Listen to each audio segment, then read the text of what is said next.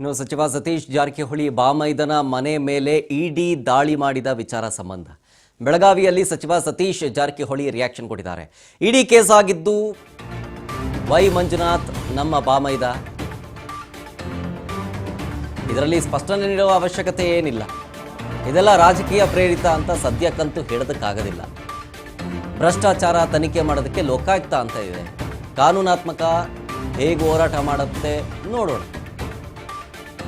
ಲೋಕಾಯುಕ್ತದಲ್ಲಾಗಿರುವಂಥ case ಹೈಕೋರ್ಟ್ನಲ್ಲಿ ರದ್ದು ಮಾಡಿತ್ತು. ಹಳೆ ಕೇಸು ರೆಫರೆನ್ಸ್ ಕೊಟ್ಟು ದಾಳಿ ಮಾಡಿದ್ದಾರೆ ಹೀಗಂತಂದ್ರು ಸತೀಶ್.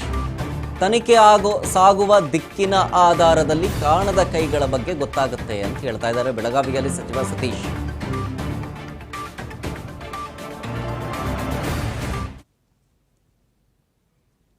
ಸದ್ಯಕ್ಕೆ ಹೇಳಲಿಕ್ಕಾಗಲ್ಲ ರೇ. ಇನ್ನು ಅವ್ರೇನು ಯಾವ ದಾಟಿಯಲ್ಲಿ ಇನ್ವೆಸ್ಟಿಗೇಷನ್ ಮಾಡ್ತಾರೆ, ಏನು ಕೇಳ್ತಾರೆ, ಏನು ಮಾಡ್ತಾರೆ ಮ್ಯಾಗ ಅವಲ್ಲ ಇನ್ನೂ ಸ್ವಲ್ಪ ಟೈಮ್ ಬೇಕಾಗ್ತದೆ. ಸದ್ಯಕ್ಕೆ ಹೇಳಲಿಕ್ಕಾಗಲ್ಲ. ಇಲ್ಲಿವರೆಗೆ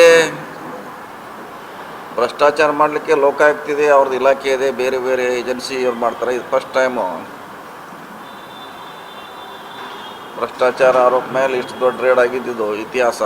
ಅದು ಕೂಡ ನಮಗೂ ಕನ್ಫ್ಯೂಸ್ ಇದೆ. ಅದು ಸೊ ಅದು ಮುಂದಿನ ದಿನಗಳಲ್ಲಿ ನೋಡೋಣ. ಲೀಗಲ್ಲಿ ಅವ್ರು ಹೆಂಗೆ ಫೈಟ್ ಮಾಡ್ತಾರೆ, ಹೆಂಗೆ ಕೇಳ್ತಾರೆ,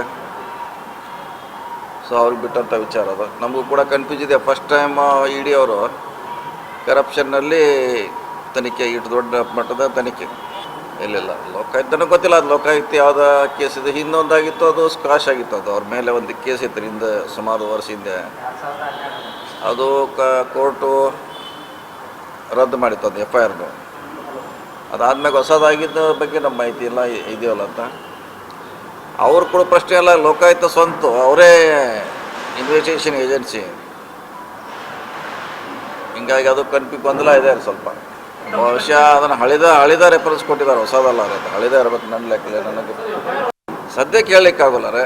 ಇನ್ನು ಅವ್ರೇನು ಯಾವ ದಾಟಿಯಲ್ಲಿ ಇನ್ವೆಸ್ಟಿಗೇಷನ್ ಮಾಡ್ತಾರೆ, ಏನು ಕೇಳ್ತಾರೆ, ಏನು ಮಾಡ್ತಾರೆ ಮ್ಯಾಗ